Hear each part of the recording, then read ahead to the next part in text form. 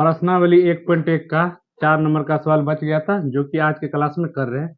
Euclid विभाजन प्रमेय का प्रयोग करके दर्शाइए कि धनात्मक पूर्णांक का वर्ग किसी पूर्णांक m के लिए 3m या 3m प्लस 1 के रूप का होता है। इससे पहले जो 2 नंबर का सवाल बनाए थे वो था धनात्मक विषम पूर्णांक। अब की बार दिया धनात्मक पूर्णांक है, ना कि विषम ना कि सम, उसका वर्ग करना। क्या करना है? वर्ग। चलिए बनाते हैं।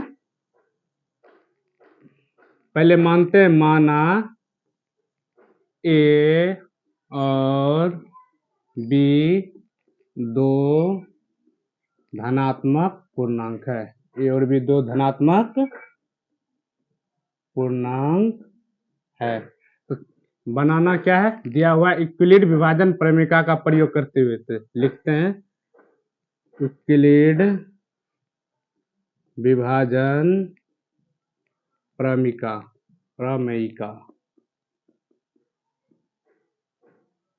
जानते हैं यूक्लिड विभाजन प्रमेयिका ए बराबर बी क्यू प्लस आर, जहां 0 से बड़ा या बराबर आर हो और बी से छोटा। तो यहाँ पे बी बराबर देखेंगे, जो यहाँ पे लिखा हुआ जो भी अचर संख्या लिखा होगा वही होता है बी का मान, वही होता है बी का मान। तो यहाँ लिखेंगे बी बराबर 3, बी बराबर 3। अब जो शेषफल होगा आर, क्या होगा? शेषफल आर हमेशा बी से छोटा, बी से छोटा। तो आर बराबर लिखेंगे 0, 1, 2, ये हमेशा बी से क्या रहेंगे? छोटा। अब मान रखते हैं, जब आर बराबर 0 हो, जब आर बराबर 0 हो तो ए बराबर बी क्यूब प्लस आर।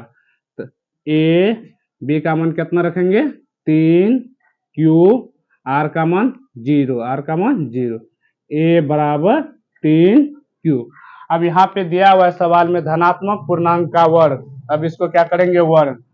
दोनों तरफ वर्ग करने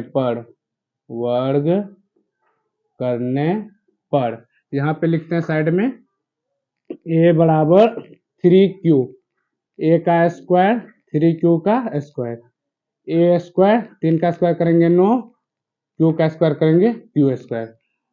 अब यहाँ पे लिख लेंगे a स्क्वायर बराबर 9 को हम लिख सकते हैं 3 इंटू 3, 3 इंटू 3, 3q स्क्वायर। ए स्क्वायर बराबर हो गया 3, यहाँ पे मान लेंगे 3q स्क्वायर को m, यहाँ लिख लेते हैं, जहां m बराबर 3q स्क्वायर, इसको माने हैं तो 3q स्क्वायर की जगह क्या लिख दिए? m। चलिए अब इसके आगे चलते हैं। r बराबर 1 रखते हैं, r बराबर 0 रख लिए। अब r बराबर 1, जब r बराबर 1 हो, a बराबर B cube plus R, A B का मान है 3, क्यू आर का मान क्या लिए? 1। अब फिर इन्हें वर्क करेंगे, लिखेंगे दोनों तरफ वर्क करने पर, दोनों तरफ वर्ग करने पर ए का स्क्वायर 3q प्लस 1 का स्क्वायर, ए का स्क्वायर करेंगे तो क्या हो जाएगा? ए स्क्वायर। यहाँ आ गया 3q प्लस 1, 2 है तो a प्लस बी के होल स्क्वायर पे इसको हल करेंगे। तो चलिए करते हैं। 3a स्क्वायर प्लस लिखेंगे 2 3q इंटू 1 प्लस 1 का स्क्वायर, इसको किए हैं a प्लस बी के होल स्क्वायर पे। 3 का स्क्वायर करेंगे 3 तिया 9 क्यू स्क्वायर प्लस 3 दूना 6, 6 एकम 6, 1 का स्क्वायर करेंगे ए स्क्वायर बराबर, ये दोनों में से 3 कॉमन लेंगे, 3 कॉमन लिए, यहाँ बचेगा 3q स्क्वायर प्लस 3 से 6 में भगा देंगे 2q प्लस 1। पुनः आगे लिखते चलेंगे 3, फिर यहाँ से इतना पूरा मान लेंगे m, इसको क्या मान लेंगे? m plus 1। यहाँ बगल में लिख लेते हैं, जहां m बराबर 3q प्लस 2q, m बराबर क्या मान लिए? 3q plus 2q। ए स्क्वायर बराबर क्या गया? 3m plus 1।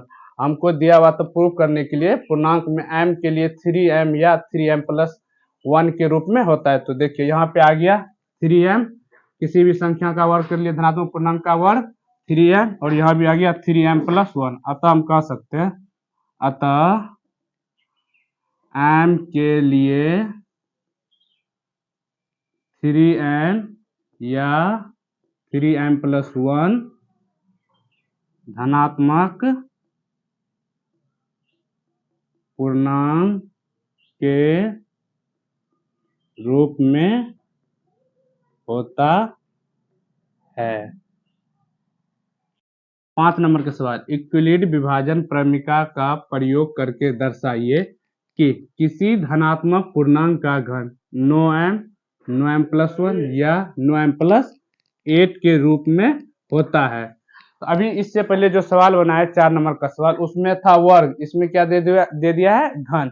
चलिए हम बनाते हैं। सबसे पहले मानते हैं, माना ए और बी दो धनात्मक पूर्णांक है, दो धनात्मक पूर्णांक हैं। माना ए और बी दो धनात्मक पूर्णांक है। तो ये किस विधि से बनाना है, इक्विलिड विभाजन प्रमेय की विधि से बनाना है। तो लिखते हैं इक्विलिड विभाजन प्रमेय, इक्विलिड विभाजन प्रमेय। तो हम जानते हैं क्या होता है, a = bq + r, जहां 0 से बड़ा या बराबर हो r, उससे बड़ा हो b। इसमें दिया हुआ है अचर राशि 9, तो सबसे बड़ा b का मान क्या मानेंगे, 9, और जो r का मान होगा 9 से कम, 9 से कम। तो यहाँ लिखेंगे b = 9, जबकि r = 9 से कम रखना है। तो क्या रखना है, 0, 1, 2 ... 8 तक। कहाँ तक रखना है, 8 तक। तब सबसे पहले r का मान 0 रख के इक्विलिड विभाजन के प्रमेय पे बनाते हैं। जब r = 0, जब r = 0, a = bq + r, a b का मान कितना है, 9, q r का मान रखेंगे 0। तो a बराबर कितना निकल गया, 9q। अब बोला है इसको धनात्मक पूर्णांक का घन करने के लिए, तो लिखते हैं दोनों तरफ घन करने पर, दोनों तरफ घन करने पर। तो घन करते हैं तो क्या लिखेंगे, AQ, यहाँ पे लिखेंगे 9q का q, a का q AQ, 9 का q करेंगे, लिखेंगे 9 × 9 × 3 बार लिखेंगे, 9 × 9 = 81, 81 × 9 = 729, 729 QQ। AQ बराबर, इसमें 9 कॉमन लेते हैं, 9 से भगा देंगे, 9 × 8 = 72, 9 × 1 = 9, QQ। AQ = 9, इसे यहाँ लिखते हैं m, जहाँ m = 81QQ।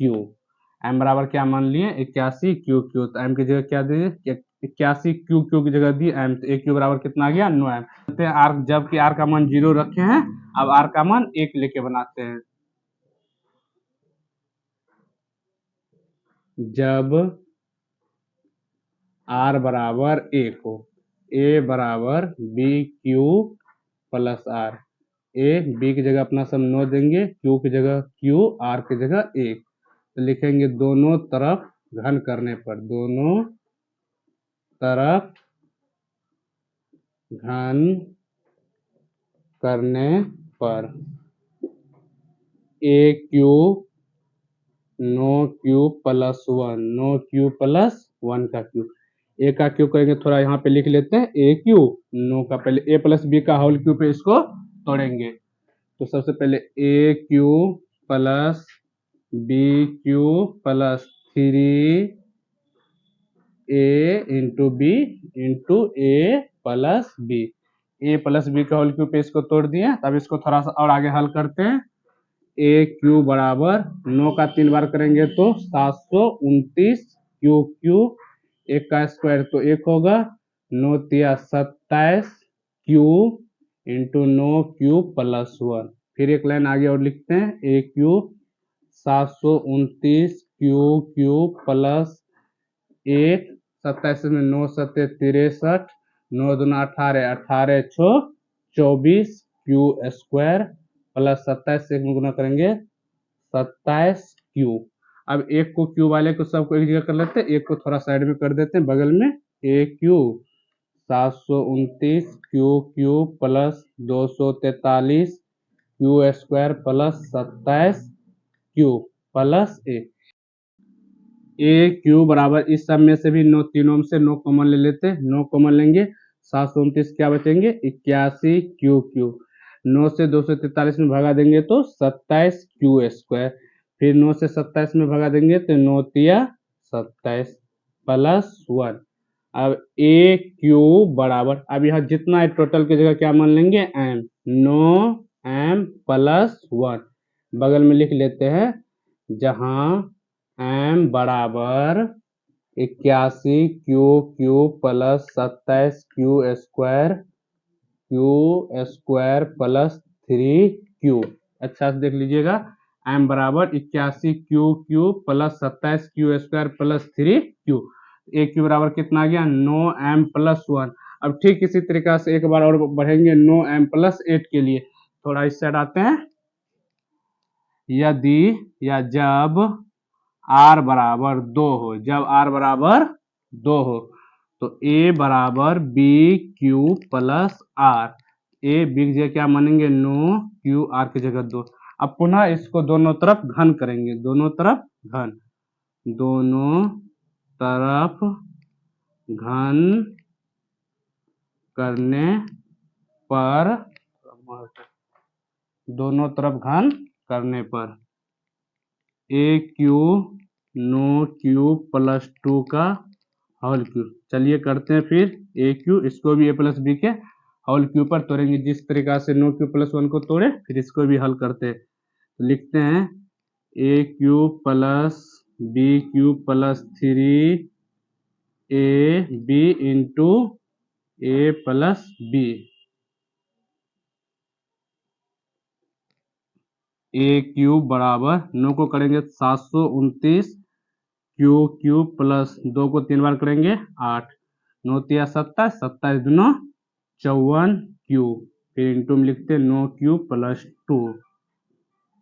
ए क्यू बराबर 729 क्यू क्यू प्लस 8, 54 से गुना करते हैं, 9 चौक के 36, हासिल 3, 9 पचे 45, 3 48 क्यू स्क्वायर, 54 दूना 108 क्यू। अब इसमें भी जो सब क्यू वाले सबको एक जगह कर लेंगे, बाकी 8 को थोड़ा सा बगल में लिख लेते हैं।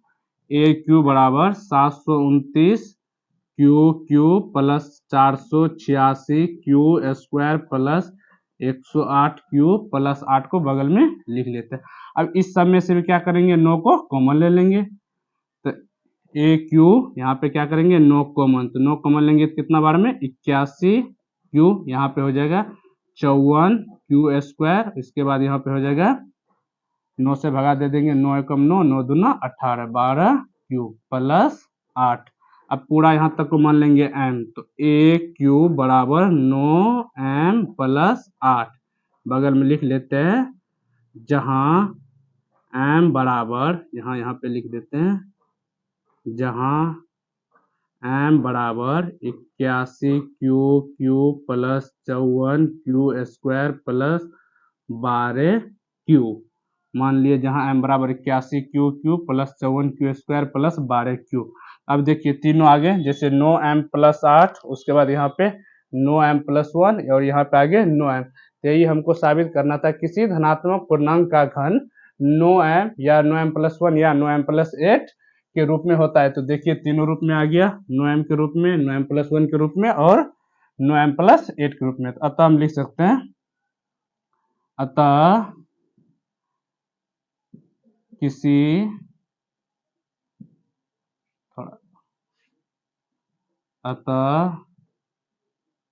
धनात्मक पूर्णांक m के लिए 9 एम, 9 एम प्लस 1 तथा 9 एम प्लस 8 के रूप में होता है। का पांचों सवाल बन गया, इसे आप नोट डाउन कर लीजिए और इसे अच्छी तरीके से आप प्रैक्टिस कीजिएगा, ताकि बोर्ड की एग्जाम में आप बनाने में सक्षम रहे और अब 1.2 अगले क्लास में बताएंगे। धन्यवाद।